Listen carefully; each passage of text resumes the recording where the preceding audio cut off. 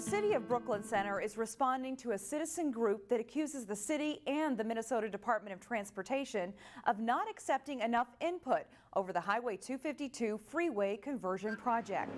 Benilde-St says that's nowhere even close to the case. The 252 project is currently on hold. An informal survey of nearly 200 residents who live along 252 showed more than half were not in favor of making 252 into a freeway. However, most still want improvements because 252 has some of the most dangerous intersections in Minnesota. The proposed freeway runs from Highway 610 in Brooklyn Park to I-94, 694 in Benilde-St. There would be 3 interchange locations, including 85th Avenue, Brookdale Drive, and 66th Avenue. The city says it has met twice in recent weeks with MnDOT to discuss the best way to gather citizen input. The council and MnDOT say they have made it, quote, abundantly clear that broad, diverse community input and engagement will be paramount to making the best decision. October is Breast Cancer Awareness Month. For a Plymouth charity, it's a particularly emotional time. Sonia Goins explains.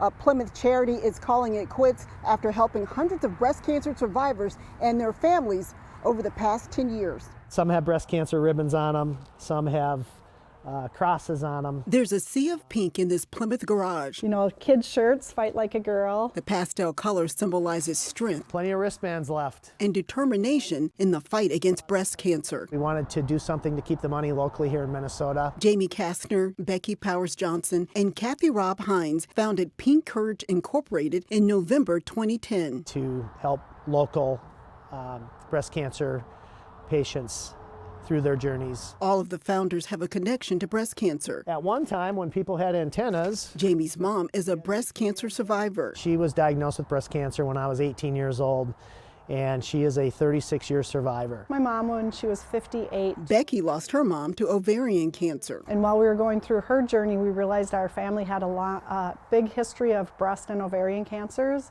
So my sister and I had her get tested genetically, and we found out she did carry the BRCA1 genetic mutation.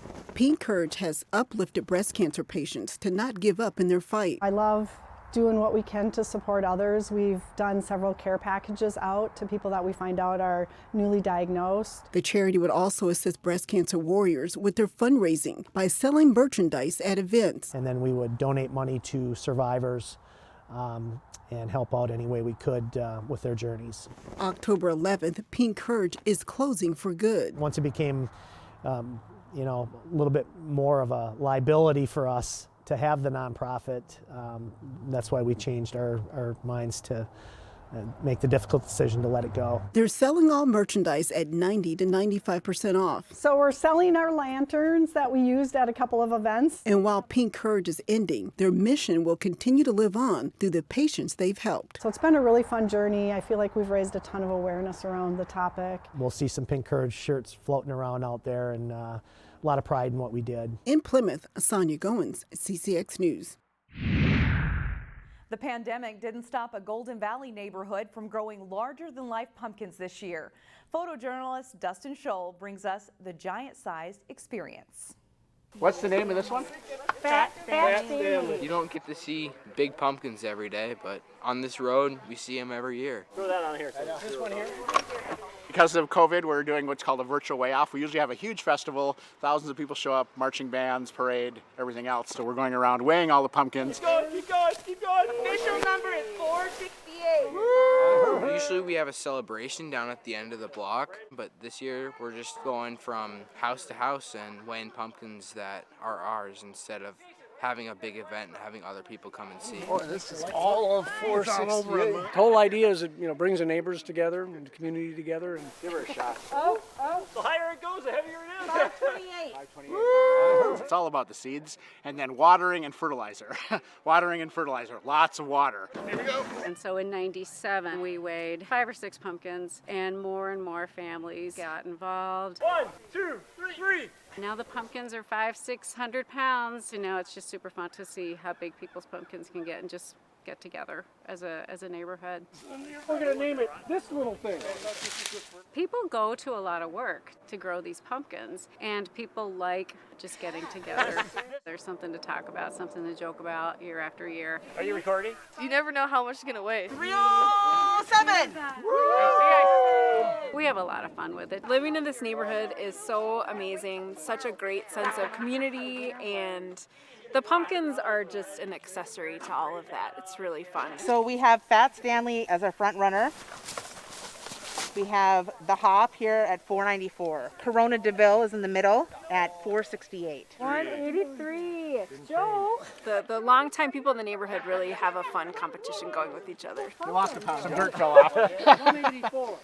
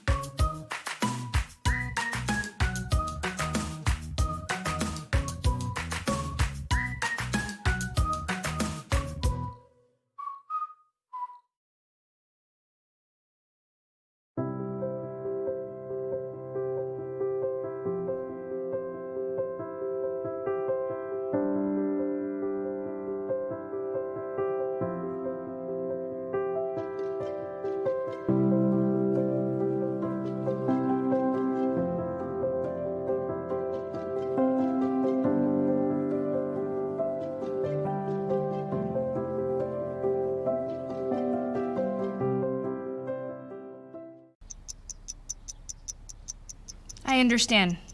I know it's not your typical resume. Okay, well. But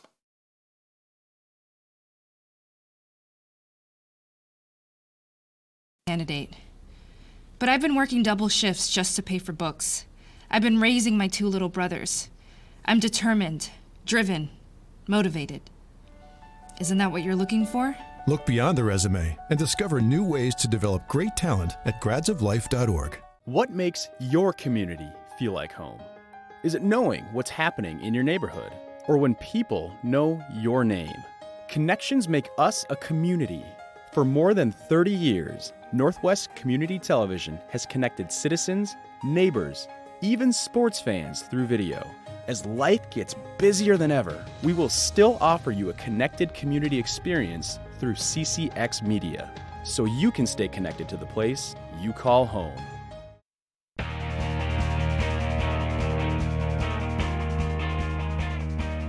It's the final week of the regular season in high school soccer. Jay Wilcox has the story of the latest win for a strong Maple Grove boys team. Maple Grove's boys soccer team with a 7-1-1 mark as they hosted winless Elk River. But Amos Jabori's penalty kick 26 minutes into the match gives the upset-minded Elks a 1-0 lead into halftime. It stays that way until late. Keba Jana's corner kick is headed in by Chris Franz as Maple Grove ties it with just under 10 minutes to play. 19 seconds later, Jenna gets another assist. Jadera Anyamale's shot is off the keeper and then back off his leg and in. Just like that, Maple Grove is in front 2-1. They add another for good measure. Franz makes a nice move in close and sets up Anyamale for the tap-in goal. After dominating play, Maple Grove's pressure finally pays off as they get 3 in the last 10 minutes to win 3-1. Jay Wilcox, CCX Sports. It's time again for our weekly CCX Sports Spotlight. Here's Jason Malillo. The Benilde-St. Margaret's girls soccer team is 8-1 this season and ranked #1 in Class A. The Red Knights have a very talented junior class led by Sydney Dries. We profiled Dries in this week's CCX Sports Spotlight. Sydney Dries is the Red Knights' leading scorer this fall with 8 goals. The junior is blessed with a big leg, and she'll let a shot fly from pretty much anywhere on the pitch. I can kick the ball really far, so whether I need to drill a hard shot or just score like up close, I think my shot is like one of my best things. So yeah, I feel comfortable shooting from wherever. Dries does have a shoot-first mentality, but she's a well-rounded player and far from selfish. She's a very direct player. Her first thought is to go towards the goal, but she also doesn't force it when she doesn't need to. I think she just likes to play with her team and work together to score goals, and I think that's like what makes her different. Sydney is very tenacious, and she has really good skills. She's really strong. She's really comfortable with the ball, and so she shows a lot of composure in the game. She's not afraid to take players on. If she loses the ball, she'll get stuck in and come back and win it back for us. So yeah, she's an all-around just really good player. Dries was one of 5 of her classmates to make the top team as freshmen. Kaya Ballinger, Elizabeth Dietzen, Ashton Lowenberg, and Avery Richardson also made the Benilde varsity as 9th graders. And 3 seasons together make them a tight group. I feel like because we all started kind of at the same spot where we all like little freshmen, I feel like now since that we're juniors, we're able to kind of play with one another, and then we've been able to kind of develop together and get better as each other, and then play off of each other's strengths instead of weaknesses, and then kind of be patient with one another because we know we're all working hard. I think our confidence built early with each other, and then just adding more people into our grade to our team just like helped even more because we had their core that was already comfortable, and then we just made everybody else comfortable because we're in the same grade. So Benilde lost a heartbreaker in last year's section final, giving up a goal in the final seconds. The Red Knights know the 2020 postseason will be different, and that's a shame. It's going to be really sad if this group doesn't get to compete for a state title. I mean, obviously first they have to get through sections, but this is a really talented group from top to bottom. But whatever form the postseason takes, these girls are ready and eager to play hard to the end. we have to take advantage of the games we do have and be the best team we can be. So I don't think it's a loss of motivation. I think it motivates us even more to, get what we can out of every single game. So we just win and we can become the best team we can be for this year, if there is, or next year. Benilde closes out the regular season this week with 2 games, and then the Red Knights will get ready for the playoffs. For the CCX Sports Spotlight, I'm Jason Malillo. Thanks, Jason. For more stories like this, please go to our website at ccxmedia.org. CCX Media. We are your connected community experience. I was 0.5 credits away from completing high school and I didn't do it. My support team never stopped pushing for me to be better because they knew who I could become as a person.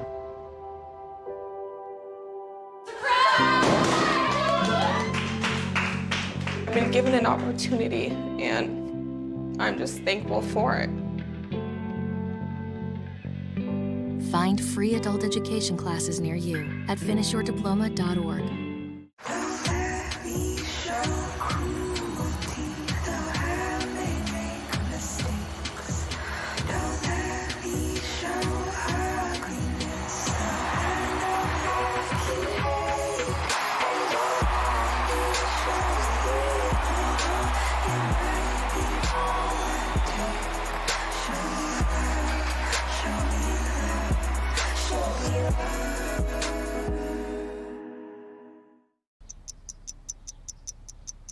I understand. I know it's not your typical resume. Okay, well. But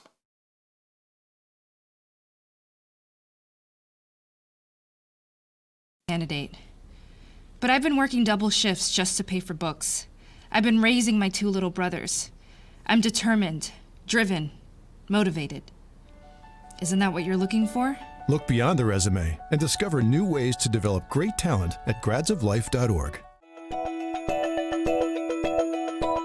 CCX Media. We are your connected community experience.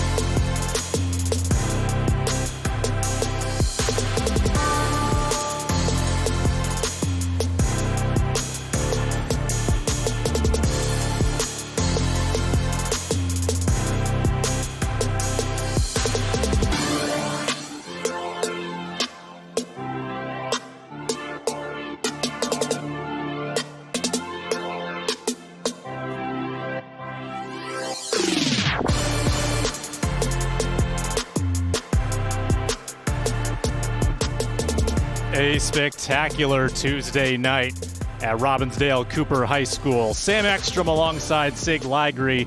Metro West soccer action this evening, the second to last game of the regular season between the Robbinsdale Cooper Hawks and the St. Louis Park Orioles.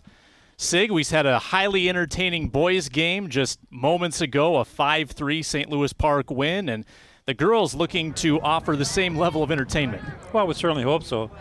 Going into the boys' game, looking on paper, it looked like it was going to be pretty much one-sided, but it didn't start out that way, with Cooper coming up with 3 quick goals, and then St. Louis Park came back and scored 3 of their own, so that took about 17 minutes for 6 goals, and it was back and forth the entire match. You know, the score was a little bit lopsided for St. Louis Park, but the play was good. It was fun to watch. It was entertaining.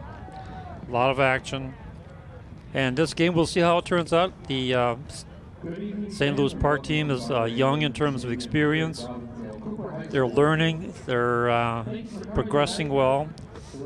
For Cooper, they've had a fairly decent season so far with a 3-5-1 record. They look to continue with their program that's been growing for the last few years. So it should be a fun game, back and forth game. As you just saw on your screen, Cooper defeated the Orioles 1-0 when they met earlier this season on September 10th. Robbinsdale with wins this year against St. Louis Park, Chanhassen, and Kennedy. They are 0-2-1 though in their last 3 games. The Orioles won their opener against Jefferson and have not picked up a win since. 1-6-2 their mark, and we'll see some talent on both sides, particularly for Cooper. NDSU commit Bella Granbois, who has 4 goals this year, and Cooper could open up a bit offensively. They have the talent to do that, and if they start connecting and getting the passes up to the right players, they can be very exciting and very dangerous. 7 seniors for Cooper playing in their final regular season home game, with just 1 more to go after this on the road at Kennedy. And in this shortened season, this is just game number 10 for both sides, with the regular season almost concluded. But Sig, when you reflect back to a month ago and when this season was just starting, I think we can all be pretty pleased with the result, that we made it to this point, and the seasons have gone off largely without a hitch. I think all the coaches I've talked to all year have said the same thing. They're glad to be on the field. The players are glad to be here. They're cognizant of the dangers of the coronavirus, and they're being careful with it. And of course, it is difficult with high school people to keep things apart, but they've been doing a pretty good job. Not a whole lot of activity that I've heard of in terms of somebody getting ill. So the program is working. They've done what they're supposed to do. Everybody's staying their distance and taking care of themselves because they don't want to end the season too early. So it's been fortunate for them. We'll see how it works out for volleyball and football that's coming up, and CCX is covering those as well. There's Nick Wetherall, the Robbinsdale coach. They take on the Orioles. Coming up shortly, we'll step aside briefly, be back with lineups and more pregame analysis right here on CCX.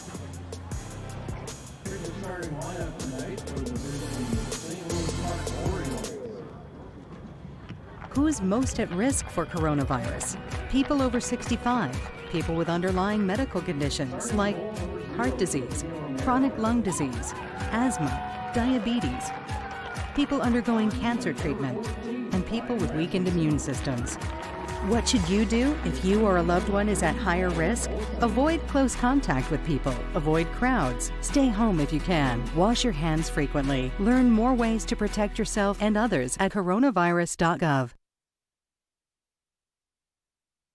Hi, everyone. Al Roker here. As a guy with his own catchphrase, I appreciate that after 75 years, Smokey's only said, "Only you can prevent wildfires." But I'm filling in because there's a lot more to report. Like when there are parched or windy conditions out there, you gotta be extra careful with things like burning yard waste.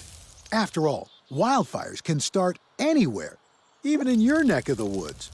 Go to SmokeyBear.com to learn more about wildfire prevention. My son Andrew was always a joy to be around. I always taught him to be accepting of other people. That's why when Andrew was suddenly fired from his teaching job for being gay, my heart just broke. As a parent, how do you prepare your child for something like that? I hope we get to a place where people will be treated with respect, equality, and love.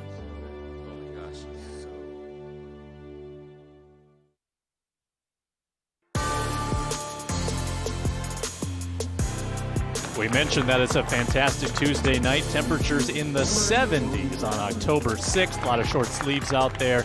A very comfortable evening. Lineups being announced right now for St. Louis Park, the visitors with one win on the season. Let's meet our starting goaltenders. For the Orioles, it's Sofia Romero, the junior, and for Cooper, it's A.J. Duran, the senior, who's had a couple years in goal as their primary starter. This year, a 2.22 goals against average. She started all 9 games, and obviously goalkeeping could play a big role in this one, Sig. It certainly could. Let's just see how the defenses line up and how they get in front of the keeper and keep her not too busy. At least I hope to keep her not too busy. But you got some people on both sides that are capable of breaking through and getting some shots on. Couple teams here that have struggled to score as of late. Cooper has not scored a goal in the last 3 games, 2 losses and a tie there. The Orioles trying to score their first goal in the last 5. They've been scoreless in 4 previous games against Chanhassen, Benilde, Chaska, and Kennedy. Most recently, a 0-0 tie against Kennedy, so great goalkeeping in that one. And they've only allowed 1 goal in the last 2 games. Same goes for Cooper, so expect maybe a little more lower scoring like they had on September 10th when it was 1-0, Cooper the victory. They got a goal from Caden Camp in that one. And there's Nick Wetherall in his 12th year. Done a great job with his program. Yep, I remember when this program started turning around. You put a lot of work and effort into building it back up, so he's done a good job. And on the other side, it's Benjamin Kent, the 1983 St. Louis Park graduate. Played at Wisconsin and then professionally for the Portland Firebirds. Yeah, so he certainly knows this stuff. Talked to him early, said he's happy with the team. He said, wish they could score a few more goals and win a couple games here and there, but you know, it's a learning process. And we'll see how things go. We're off and running. Yep, St. Louis Park and White going from right to left. They have possession. And with it is Madeline Olson passing it forward across midfield. Stolen away by Cooper wearing the navy blues. Passed by Bella Grandbois, number 4. Keep your eyes on her. Tripped up Caden Camp, who scored the goal between these teams last time. St. Louis Park trying to work it downfield against that 4-2-3-1 formation that Cooper is starting in. Yeah, they got everybody back there. Here comes nice through ball, onside, but covered up there by Duran. A brief bobble, and she'll play it. That was almost exciting. A little bit of a bobble as the attacker got there, but sends it flying to Olsen, who brought it down, taken right back, though, by the Hawks. Good look there at A.J. Duran. Duran, 75% save percentage Last year, when Cooper went 7-8 as a team, she had a .94 goals against average. She's been excellent for multiple seasons for them, and we've got a quick timeout here, it looks like. Equipment issue. Yeah, but you need to have shin guards. So the player's over on the track, putting shin guards into her stockings, and now she's back into play. That's Kira Snapko, the freshman. One of 4 freshmen on this Cooper roster. And you've heard the name Snapko before, most likely, and you're not done hearing it. There's 4 sisters, 2 of them on this team, 2 of them on previous teams. Long ball downfield. Cooper trying to generate their first offensive chance. And there's a shot in from the left wing. It's punched over the net by Romero. Incredible job to put that on net. That was Caden Camp. Let's see it again. Camp from distance almost made it 1-0. And a nice recovery by the keeper to keep it out. Junior Camp heads all the way across the field to take this corner kick. The first of the game, curls it in. Loose ball in the 6-yard box and swept out. St. Louis Park dodging a bullet there. Just over 2 minutes played. They go through there for Grand Bois, picked up by Romero.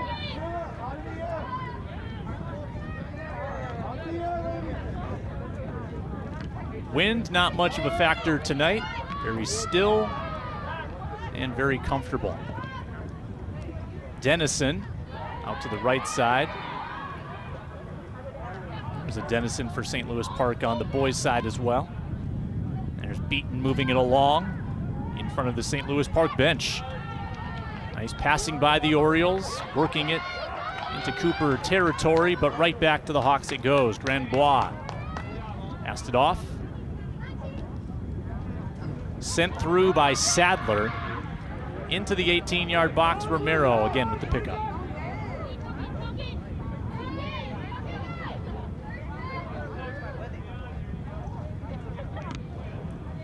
Nice punt, just about the midfield. And it's headed down by the Orioles, possessed by Leon Vega. Alma Beaton sending it back. Possession of Dennison. Off to Enright on the left side. Enright tripped up. Cooper picks it up. Kira Snapko. Off to Olivia Adams. Nice passing by the Cooper Hawks here. Now they got traffic to roll through. And McKay Dyson with it right now. And on to Adams. Intercepted by the Orioles and back to Creighton in the middle of the field. Dare Creighton toward the far sideline. Anna Benishek. And across midfield over the foot of Franklin and out. Throw in coming for Cooper.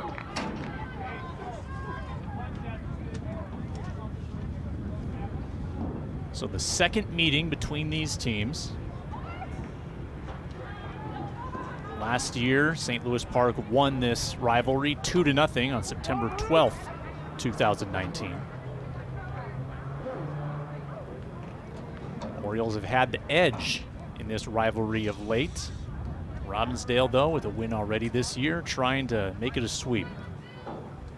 Thrown down the sideline.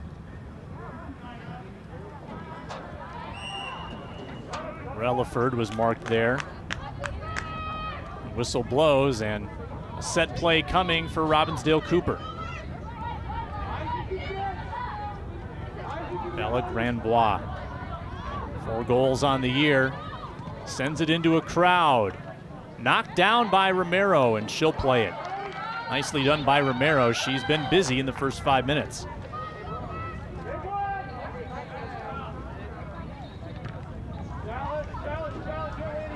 Flies one, dead center. Possession to St. Louis Park. Enright. Ahead to De Silva Acosta. Pumped on back. Here's Enright once more. Olsen watches it go past, and that'll be a Cooper throw-in.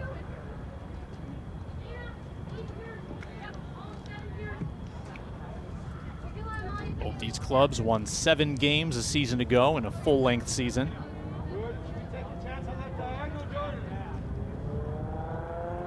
Orioles finished 3rd in the Metro West. Robbinsdale Cooper finished 6th. Creighton punched that one to the logo at midfield. Beaton trying to dribble one into traffic, taken away by Faith Holmes. And the pass offers Sadler out of her reach, and an Orioles throw in front of the bench. And as in the boys' game, we don't have a whole lot of helpers out there retrieving the ball, so it's going to take a few seconds longer as the players have to go out, get that soccer ball back into play.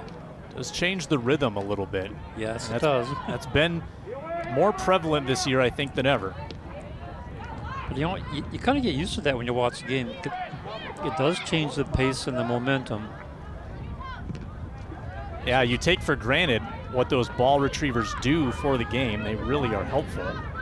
The shot came in there on Giron, taken by Beaton. Giron sends it flying off of Grandbois, trying to settle it down. Now Caden Camp over there. Out of the reach of Emma K. Dyson, the freshman. So we've already called the names of a couple freshmen on this Cooper roster, starting freshmen at that. We've got some good seniors, of course, but some very good young talent as well. Grandbois is one of those seniors. She's got good speed, good aggressiveness, sends one downfield, trying to get it to Relaford. Dyson works against Olsen. That's curled off the foot of Creighton. Grandbois takes possession. Trying to split through Orioles, goes past, and earns the corner. Grandbois, the NDSU commit, somebody that Nick Wetherill mentioned by name when we chatted with him pregame. She can really attack that defense.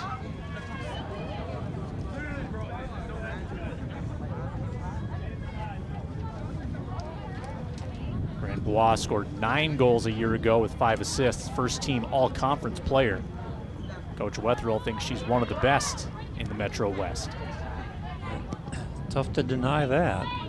Camp in, shot from the top of the box blocked. The shot came from Snapco. Villalobos looking to keep the pressure on. Picked off by Madeline Olsen. And right back to Snapco. The ball exchanging hands now with the Orioles. In our 9th minute of play, 0-0.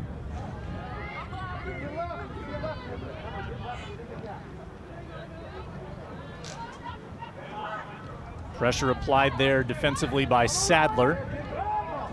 Orioles work it back to their defensive line. Enright got it ahead. Across midfield, here comes De Silva Acosta. That's picked off by Snapco and sent to midfield. Nice job that time of the Cooper defense, staying back in their position, not getting drawn to the ball inadvertently.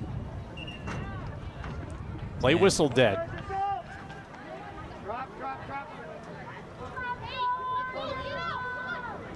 Not sure. What did you observe there? Yeah. Yeah, I think it's either a foul or a drop. Okay, foul against Cooper. Back right about the 45-yard line.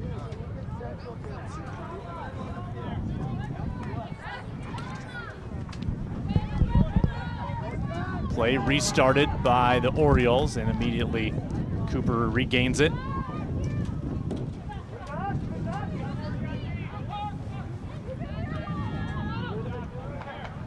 Hawks and Orioles, the final home game here in the regular season at Barbara A. Lehman Stadium.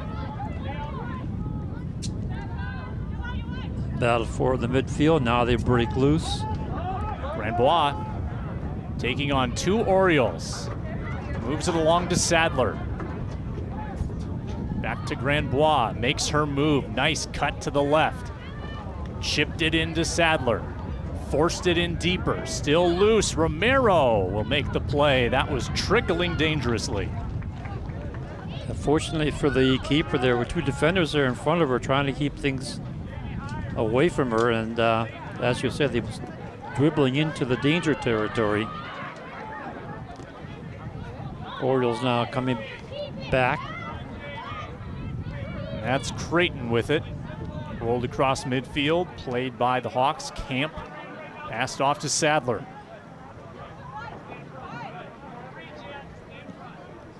Grandbois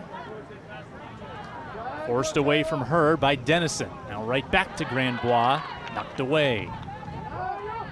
Hawks trying to set up their offense meticulously here. Seems to all revolve around number 4. Currently is tying her shoe.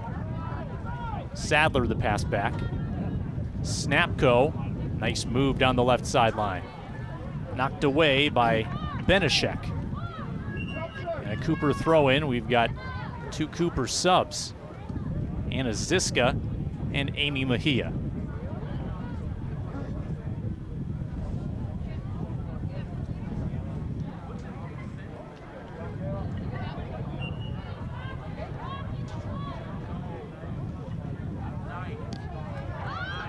Thrown in, immediately kicked out toward midfield. Cooper right back with it. The pass toward the sideline. Ziska a little crossed up, and Olsen strips it away. Olsen with a good move, poking the ball out. Now we got a foul. Handball against the Orioles. Set play here for the Hawks. To our 13th minute. Claire Snapko. Last year had 9 assists. That's pretty good. Many of those to Grandbois, those 2 with good chemistry. She tries to create another opportunity here, but that's played away by St. Louis Park. A lot of the possession so far, Sig, has been in this half of the field. Yes, it has. Orioles struggling to get the ball out of their end. Still nothing on the scoreboard. Couple good plays by Romero have been notable in these first 13 minutes. De Silva Acosta. Caught between Hawks. Snapko downfield as Mejia. Stepped in front of by Enright, and Enright will throw it in. Creighton. Long ball down the right sideline. But it's 1-on-4, and that battle goes to the Cooper team. Claire Snapko, big. Wow. That was a long kick. Yeah, Snapko just swung her foot on the bounce and sent that about 50 yards. The other Snapko, Kira, sent that one along to Grandbois. She accelerates to the right and crosses one in, past the face of Sadler, and a goal kick. Yeah, I think the idea was to get it to number 8, but didn't quite connect. We've got subs on the St. Louis Park side.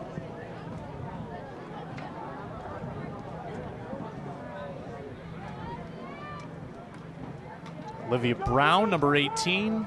Claire Bargman, senior midfielder, number 29.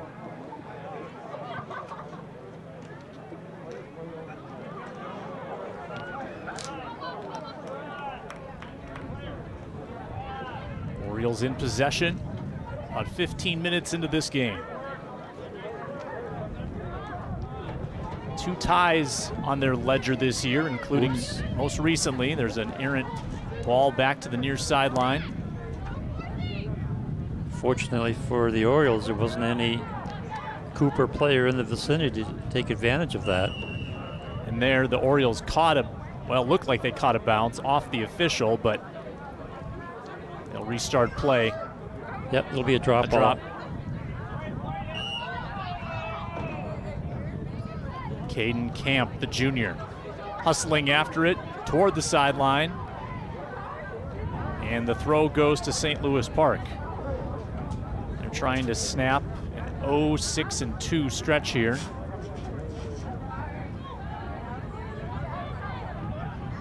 They have Chanhassen up next, who's second place in the Metro West at the moment. And then section play after that. Great to have a postseason at the end of this regular season. Yeah, early on, it didn't look like anything was going to happen, but fortunately, the high school league decided that things were running fairly well. So you may as well let the players have some postseason games. Nice ball for Sadler. She's in close. Sadler, and that one sort of sped up on her on this artificial turf. She couldn't catch up to it. Does she earn the corner? Yes. Good hustle. Just to get down there in the first place and then getting in there and forcing that corner. And usually in a close game, it's the set plays that makes the difference. And corners is number one in opportunities. Sadler, one of their captains. It's Claire Snapko with the corner. Flies one in. Romero nice. Swings at it, loose at the goal line. Did it get past? They say no. Yeah, Cooper says yes, but that ball did not go over the entire line. Remember, in soccer, the ball has to go across the line in its entirety, not just halfway. Might have been Bargman who helped make that defensive play. From my vantage point, I thought it stayed out. We'll have one replay at it here. And there's Mejia right on the doorstep, and it was 34, Enright. She got her foot in there and made contact to keep it out of the end line. Nice defensive play, but also a dangerous one for the defense. That's getting a little bit too close for comfort. Yeah, Romero misjudged the corner and got a little bit too far in front of it. Great job by the Orioles, and we have a goal kick. One more time. See, that's what we're saying about set plays can be so dangerous. Here she brushes the ball, there's a kick, bounces off the keeper, and then Enright's right there to knock it out. And Romero actually nearly caused that to go back in the net, trying to get on top of it. Yep, you're right. It ricocheted right off of her, and if it wasn't for Enright, that would have gone in as an own goal. Countering now are the Orioles. Okay, this is something that this team has been working on, is their transition to the counter play. Sadler again, she might have another chance. Sadler settles it down to the right foot. Romero the save. You know, I was just thinking, go ahead and shoot it. You got a decent angle, go for it. Looked like she wanted to get it on her dominant foot there. Yep. For the right foot shot, and she got a good one off, but Romero in perfect position for the stop. And you see St. Louis Park here trying to get going in this counter game off of these big saves, and they've got a little momentum with Beaton. Offside. And the flag is up. Moving toward the halfway mark of this first half. No score. Here's Sadler. Nice patience. Sees an opening. She's got to get the ball off quickly because she had three defenders on her. Overall good play because you never know when you might get some kind of a rebound. Long ball down the sideline. That will trickle out. St. Louis Park will have a throw. And while we have a second here waiting for the ball, the referee, center referee for this match is Driss Machine. AR1 is Melinda Matthias, and on the far side, Brian Wood has the honors of doing the second of the line across the field. Another battle for it here. Cooper's been doing a pretty good job of those takeaways. Now this time, St. Louis Park with the takeaway and the counter. Here they go, 5 on 4 now. They'll stay on side, nudged on to the right, into the box, and the shot just wide of Duran. I think she took it a little bit longer than she needed to on that one. That shot taken by Hannah Wilsey, the freshman.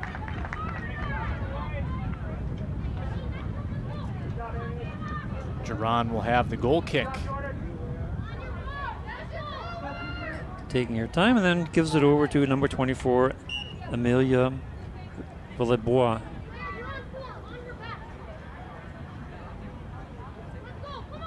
And she slices up where her teammates are, trying to hopefully get it to a dark blue shirt. Bounced across midfield. Last line of defense for the Orioles. That's picked up by Rasmussen and sent forward. Stepping in front of it, Relaford. Stripped away by Enright. And back for Dennison. Across the field it goes. Orioles trying to counterpunch here. They've faced a lot of pressure in the opening 21 minutes and change. Yeah, they've been on their heels for most of this of the first half, trying to get some kind of a opportunity in their favor. Now we have a foul called against those Coopers, and that's going to turn the ball over to the Hawks. Claire Snapko snaps it off down the middle. Still a long kick. You can see why they have her taking those set pieces. There's a chance, and the save by Romero. That shot came from Ranbois. And a long ways out. And sometimes those can be very dangerous because it's kind of a sharp angle, but there's still plenty of room in the net. And as we said before, any kind of a miscue, and who knows what's going to happen. We've seen some really impressive legs on this Cooper team between Camp, Grandbois, excuse me, and Snapko. Yeah, they can really pound that ball. This is pretty impressive. I hate to be facing them in any kind of a penalty kick. It's like a rocket coming at you. And didn't even mention Sadler. She's in that mix as well. That's so, true. You're right. You're right. Some very impressive players on this Cooper team, but they're still in a scoreless tie here. For the Orioles, this is actually their fourth consecutive half where it's been scoreless. They were scoreless the second half against Chaska, 2 halves against Kennedy, and here against Cooper in the first half. Pass on to Bargman. She'll sprint across midfield. Claire Bargman rolled over to Brown. Good passing by the Orioles. Bargman again. She'll circle it back. Dennison.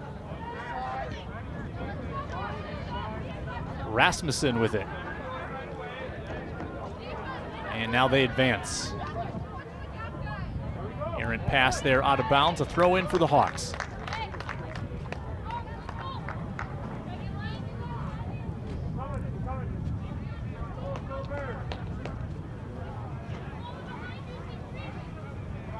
Mejia throws it in, and it'll hop to the foot of Benishek.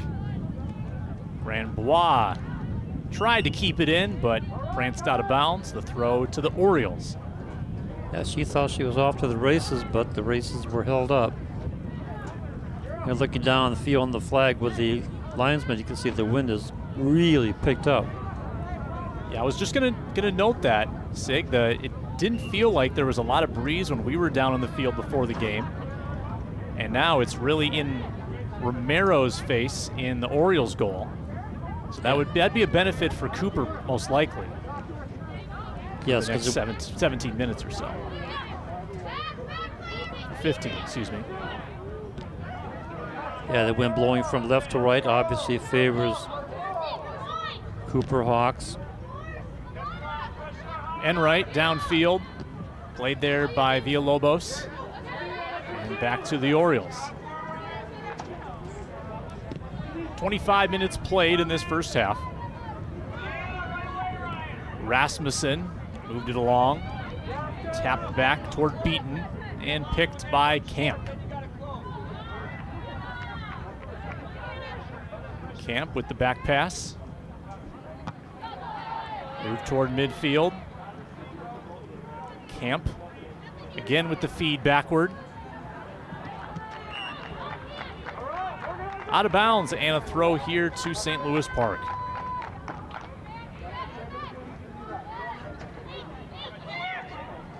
Bargman. Pass intended for Brown. Cooper trying to counter. Ziska, pass to Grandbois. Camp sends one on, looking for Relaford. The pass goes to Dyson. Try to cross over to the near side. Just missing to Ziska. All loose, Sadler with it. Sadler fought away from the ball, and now Brown the other way. Curled to midfield, Creighton with it. Rasmussen, the junior. Up the right sideline they go. Pass forward by Benishek into the corner.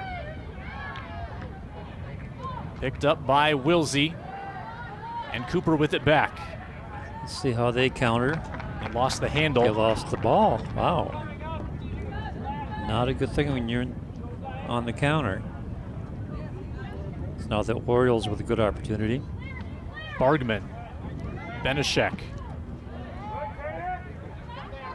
St. Louis Park trying to break this scoreless tie. Bargman again. Navigates between Hawks. Nice ball down into the corner. Wilsey after it. Snap go. Sends it out of bounds for a throw.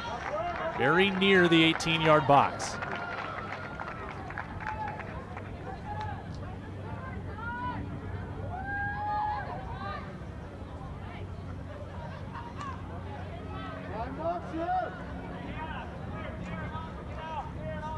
Benishek has the throw. Taking your time with it. Bargman battling. And that's chipped out by the Hawks. Rasmussen plays. Wilsey off the sideline. Beaten with the left foot toward Giron. Not breaking a sweat, she makes the save. Relatively easy save, but still a save. Through 28 minutes of this first half. And now the Orioles turn the tables on the Hawks because they're the ones that are possessing the ball and keeping some pressure on the Hawk defense. They've given their own defense a little bit of a breather here after they faced a number of chances, including several corner kicks. Yep, 2 of them. Ella Camp set to come in the game shortly for Cooper, the sister of Caden Camp.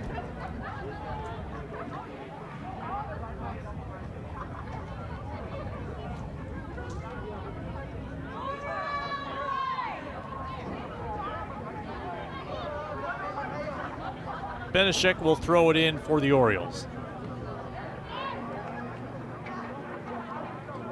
Wilsey had it in her possession for a moment, and now Grandbois takes it away. Sadler. Offside.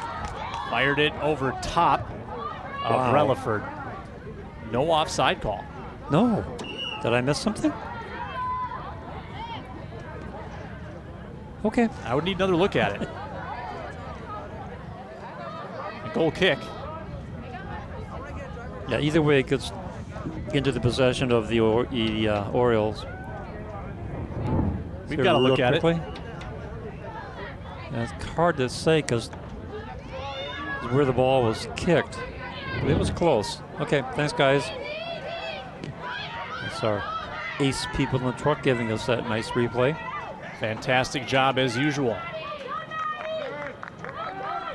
Throw, Orioles. With it is Olsen. Into the corner.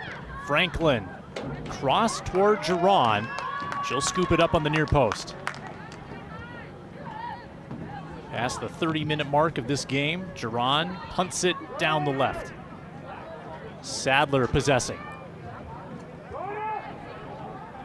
Sadler hesitates and makes her drive toward the middle. Trying to get the ball through, and it does. Kind of dribbles through a defender's legs, and it gets to where it was intended. Nice long shot. Grandbois gives it a try, and Romero equal to the task. Again, Romero positioned exactly where you have to be on those. Sneaking a look over at our ace statistician, Willie Markham. Cooper with an 83% shot on goal percentage. Now they draw a foul from Cooper, and they get a free kick. About 50 yards from the net here is Beaton. She scored a goal against Kennedy in the third game of the season, a 2-2 tie. Beaton, the midfielder. Short kick with the left foot. Now she's going to send it deep. Benishek. They've got bodies down there. There's a shot and a goal by Creighton. And it's 1-0 Orioles. The scoreless streak is over for St. Louis Park. They're happy about that. You know, let's take a look at it again. Short passes, a nice feed right up to the front. Battle for it. I think it ricocheted off number 24, didn't it? Let's get another look. Yeah, 10 gets a shot. Yeah, it does. I think it went off her hip. Anyway, it doesn't matter. The ball is in. Goal scored. Credited to Creighton. And it's 1-0 St. Louis Park. So the senior midfielder breaks this scoreless tie. Might have clipped Villalobos on the way by. Good persistence, though, by Creighton to stick with that. Tight quarters in there, not a lot of space to work, and she got a shot off. So now St. Louis Park with the momentum on their side and a lot of confidence.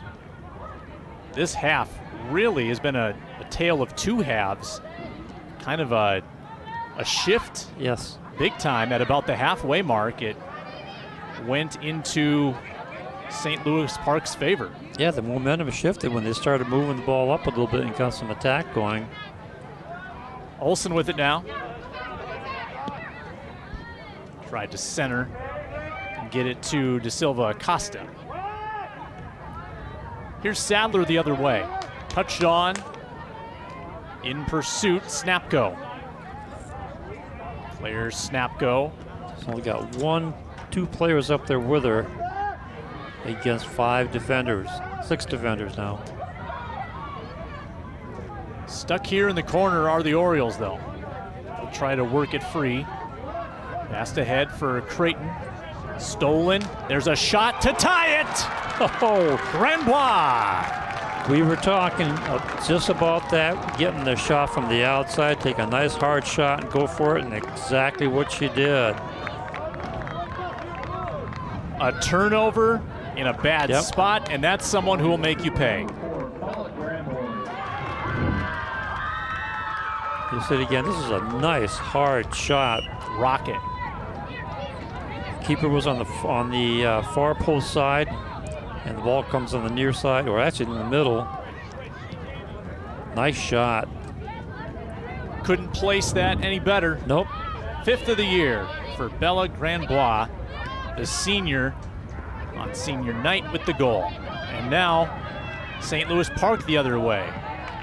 So those 2 goals coming 2 minutes apart, and we're tied at 1. See, things got exciting quickly. It only took almost a half. No scoreless tie tonight. Nope. Both teams on the board, both teams breaking a notable scoreless streak.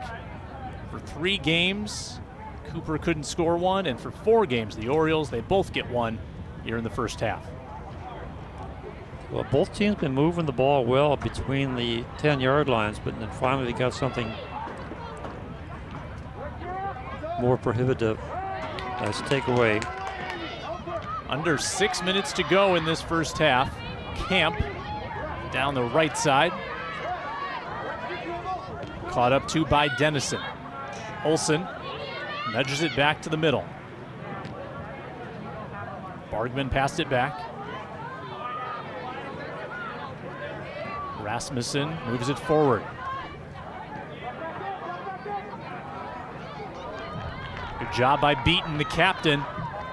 Here's Beaton. The pass off for Creighton. Can she score again? Knocked away from her, Creighton. Hanging tough. A lot of pushing and shoving going on. She'll get it to the far right side, and that's shot high by Franklin.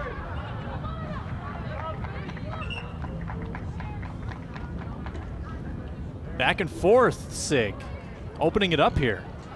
They certainly have. There's no lack of action. The entire first half has been pretty active. Lots of ball movement up and down the field. Now some good attacks that are starting to put some pressure on the defenses. Goal kick for the Hawks. Game tied at 1.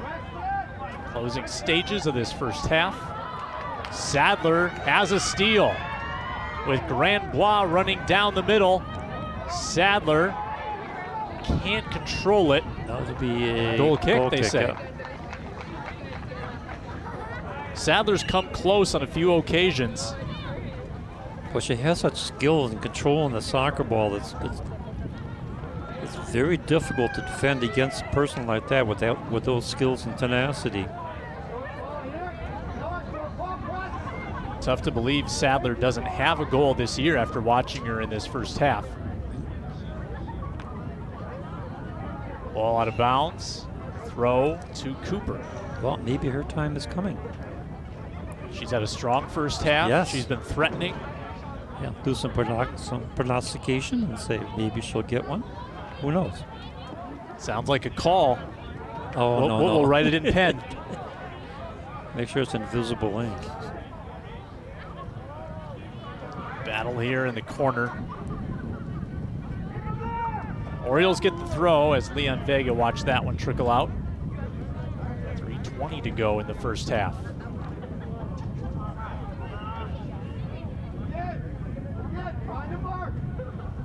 Benishek lobs one in.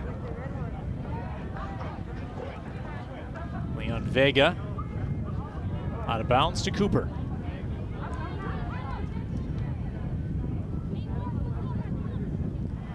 For Grandbois, that was her first goal since she scored against Kennedy in a 2-1 win. She had a stretch where she scored all 4 of her goals in 4 games,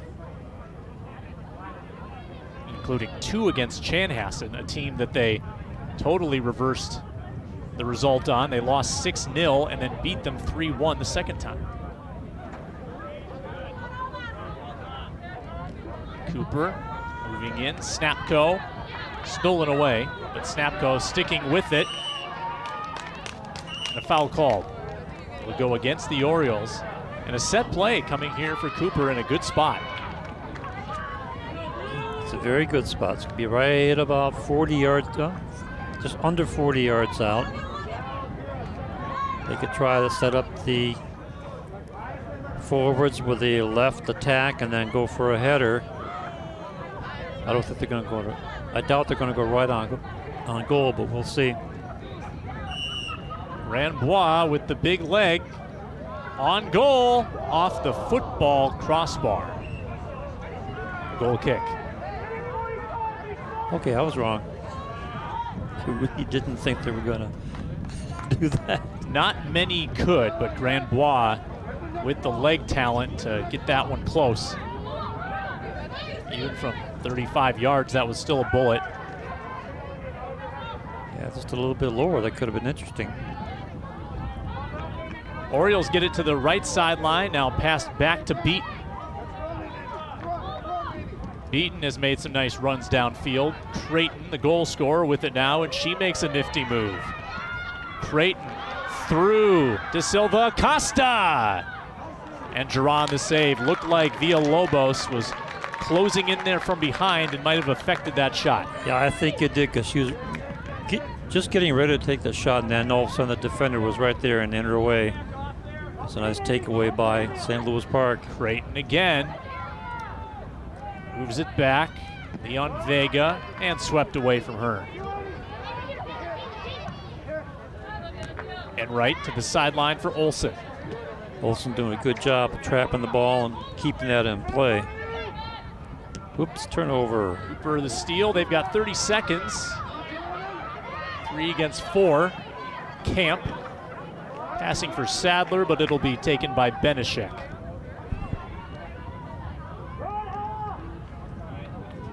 Cooper throw. They're down to 12 seconds. Not much time for Sadler. No, they're going to get this in really quick, and they're being bothered, and then there's a turnover on the throw-in.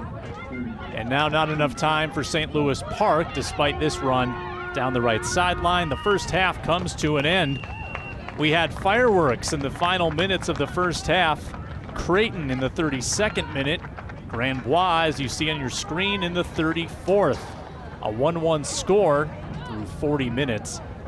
We'll step aside here on CCX and rejoin you for some first half analysis and second half projections halfway through this Metro West battle on CCX.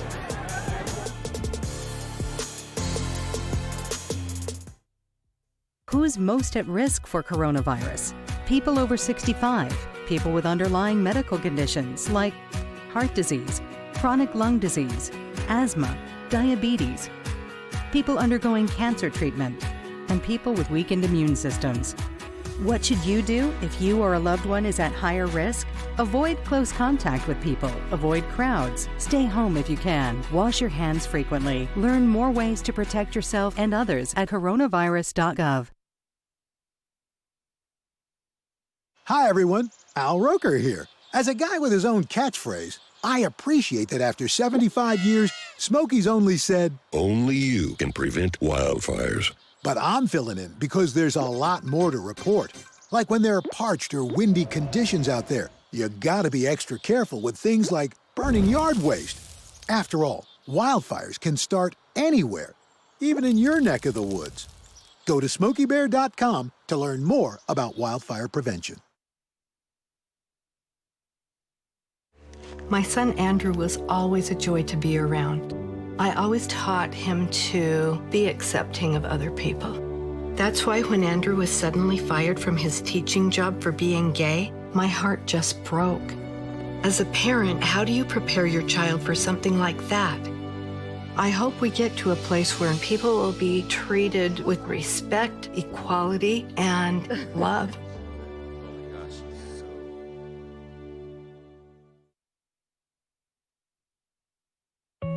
Julie was always a voracious reader.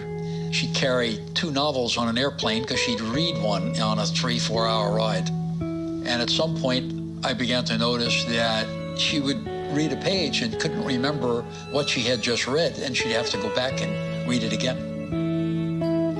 I don't remember much these days after I read, but less does for me, and I love it.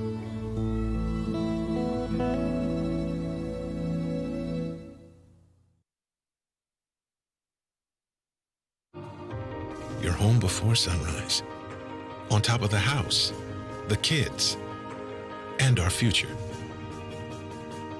The smell of your cooking is our alarm clock.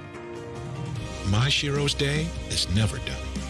So let's start saving a little more now so we can feel prepared for retirement. A free 3-minute online chat can give us the personalized tips we need so we can live our lives to the fullest.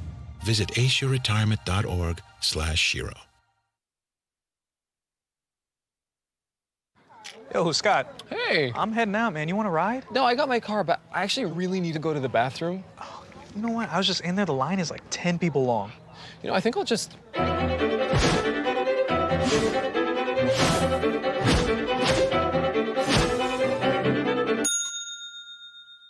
Dude, are you okay? You wouldn't believe what I was just thinking. I am definitely buzzed. Yeah. I think I will take this, and I will take that ride home. Smart man. Did you see how that dog was looking at me?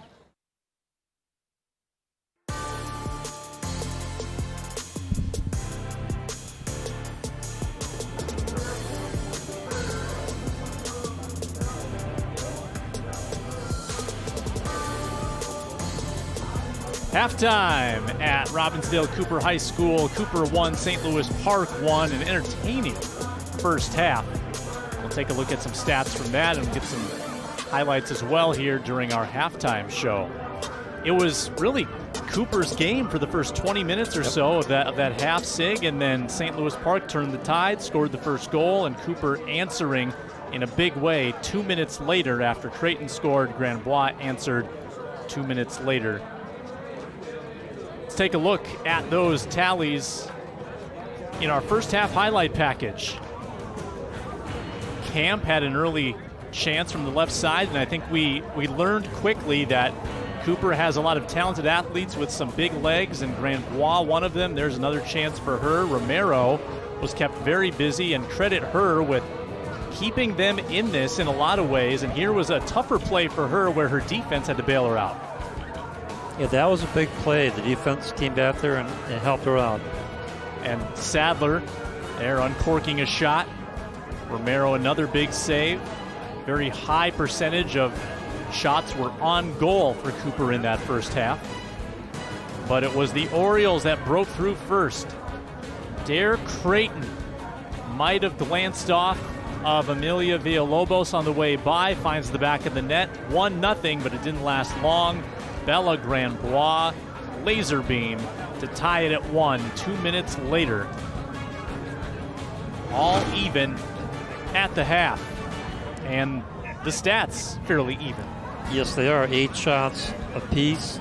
Shots on goal 7-4 favoring Cooper. Fouls 2-5. Corner kicks 2-1. Numbers play out exactly what we've been seeing in the first half. Like you said, it was 2 different halves of the first half. One half belonged to Cooper. The other one belonged to St. Louis Park. It was like 20 minutes in, and somebody turned the switch on, and it went the other direction. So a lot of action, a lot of activity going on. Good play, good skill sets. And here's our standings. Chaska leading the way in the Metro West.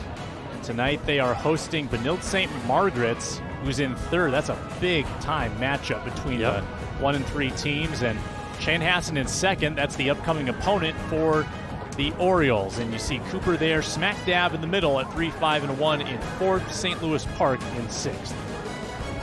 So both teams have something to really play for, because now we're coming up 1 game left on Thursday for each team, and then on Sunday everybody gets together and they do the seedings for the section playoffs, and nobody knows who's going to be doing what until the last game is over and that seeding meeting taking place. It's a little bit more difficult this year because you only have 11 games to pick from rather than the usual 19 or 20.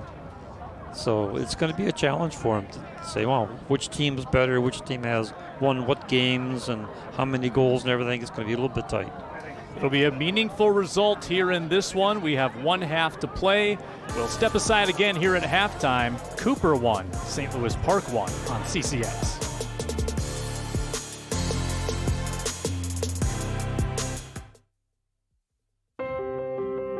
When I first saw a turtle, my heart was full. Now anything but lonely. We have this deep connection, this heart connection. He just wants to be close to you and part of your life. Every day with Turtle is a perfect day. When I'm holding her, it makes me feel calmer. I think everything he does shows how much he loves us. When we adopt a shelter pet, we discover they're a little bit of a lot of things. But they're all pure love.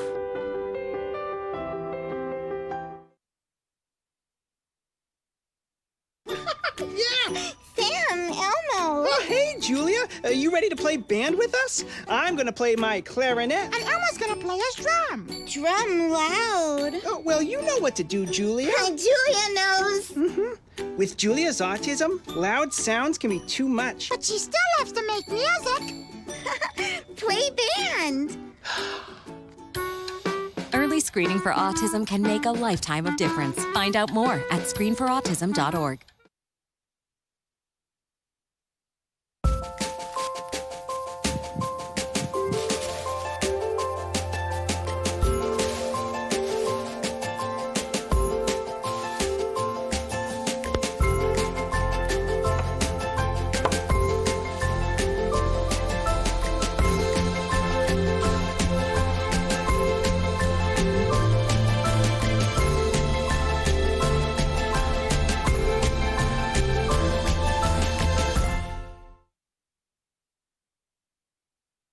(150/90).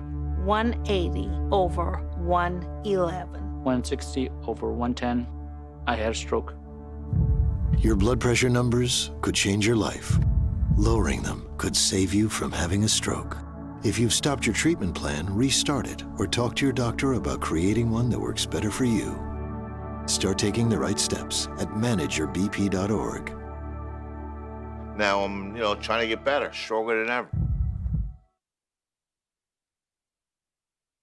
There's so many rewards in life. You coming into our home was one of the greatest rewards we could have ever had. You know, it took 20 years, and I got my third child, who was 17 at the time. It's so cool to watch the adult that you've become, and you really have done as much for us as you think we've done for you.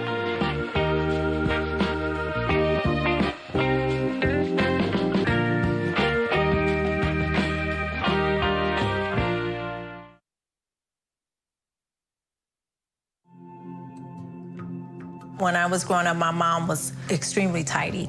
We were trained to put things back where we got them from. One day, when I walked into my mom's house, I felt like I walked to someone else's house. There was stuff everywhere. And just growing up the way I grew up, and to see this transition was very alarming. When Sean talked to me, it was a wake-up call, and that's when I went to the doctor.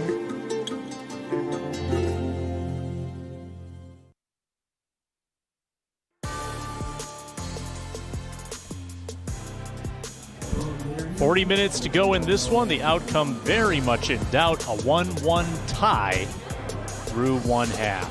And there's a look at our world famous CCX truck. And in the background there, Nick Wetherall with final instructions for Cooper. Any adjustments that you would recommend in the second half for the Hawks here, Sig? I would probably bring back the defense a little bit, because they've been getting a little bit caught with the Orioles getting behind them. But otherwise, they've been moving the ball well. They'd lost the momentum in the second part of the first half, but keep moving the ball. Same thing for the Orioles. They finally got on track about 20 minutes in. Just try and keep themselves from giving up an easy one. Goalkeepers are doing a good job. Coach Wetherall's got to feel like if they can pressure the way they did early in that first half, that they're going to score again. And that equalizing goal by Grandbois is big, because if they go into halftime down 1-0, I think that it would have been a pretty deflating score after the way they played early. But to tie it up and actually go in with some momentum, I think changes the complexion of this game. Oh, absolutely it does. Cooper's going right to left here in the second half. Yeah, the wind has died down again, so should not be a factor. Checking the look at the flag of the linesman. It's blowing a little bit, but not nearly as much as it was earlier. See the Cooper players getting warmed up ready for the kickoff. Sadler gets it. Sadler had numerous chances in the first half, and she's got a nice run here in the second half to begin. Draws a foul and a set play in the opening seconds. Claire Snapko, their set piece specialist, will take this one from under 50 yards. She can get it there. Snapko. Nice high kick right into traffic. That'll be booted clear by the Orioles. Oh, Sadler keeps the pressure on and unfurls a shot wide, but a good play by Sadler. Good heads-up play, seeing where the ball is, making the interception and taking the shot. We'll see that again from Sadler. You could see her reaction pretty well there. I think she wanted to put it on net. She was not happy about where it went. She's going, what do I have to do? Just keep it up, you're doing well. She's got it again at midfield. Passed on to Camp. Check that, Snapko. Two Snapkos on the team. They've got older sisters Maeve and Ailey. Maeve was on the team last year, scored 9 goals. She and Grandbois, quite a combo. Ball out of bounds and a throw here for Cooper. Orioles disagree.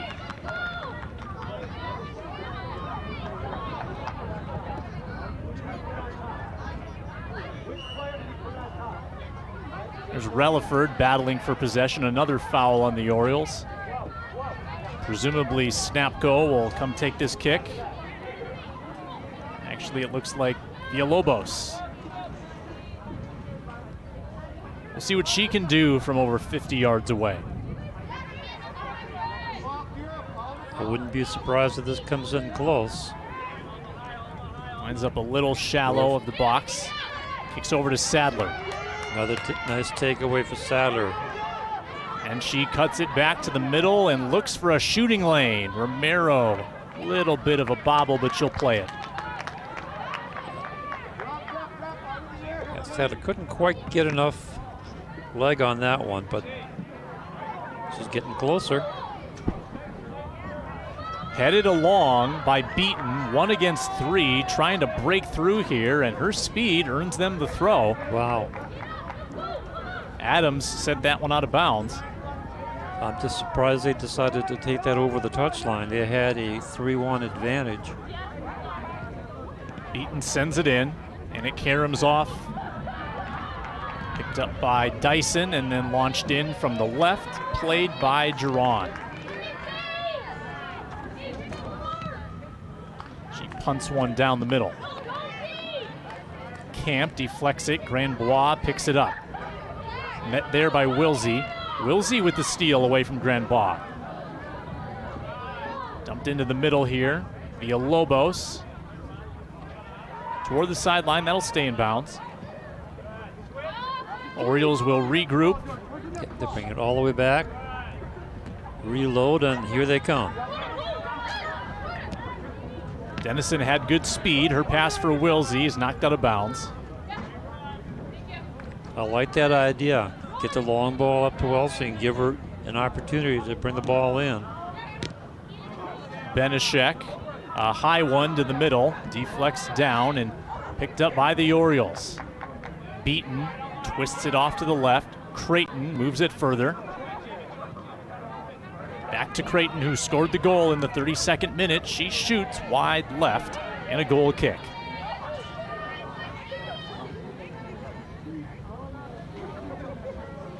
Under 36 minutes to go in a tie game.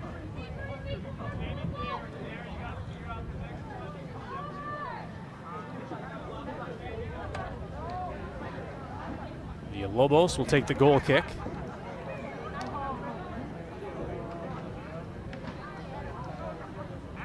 Sent along by the senior.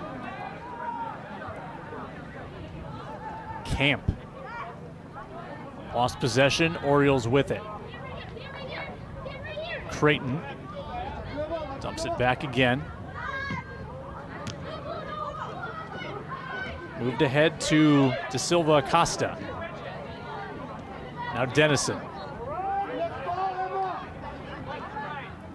Rasmussen across midfield. She'll roll it forward to Beaton. And Beaton's pass gets away from Franklin. It'll be a Cooper throw.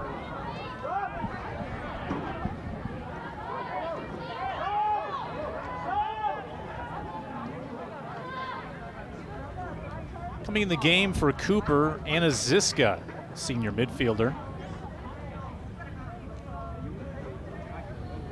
Ziska replaces Emma Kate Dyson.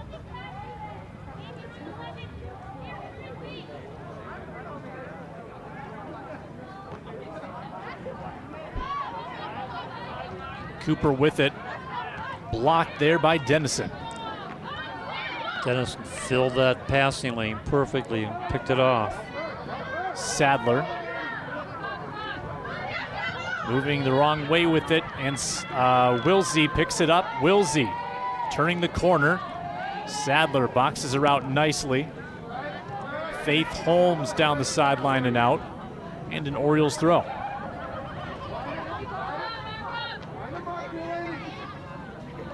Thrown in by Benishek.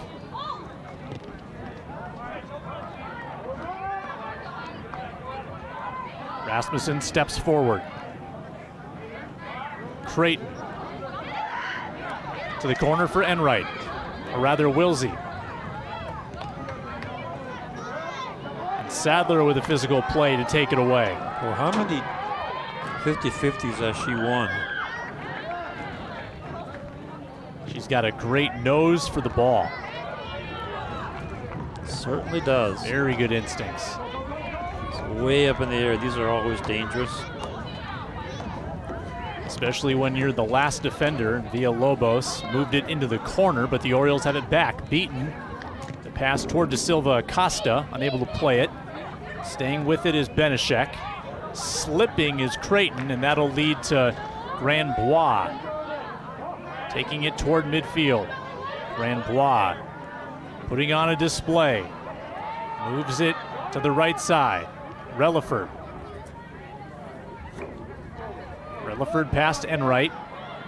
Knocked off the ball, and a clean theft there by Enright.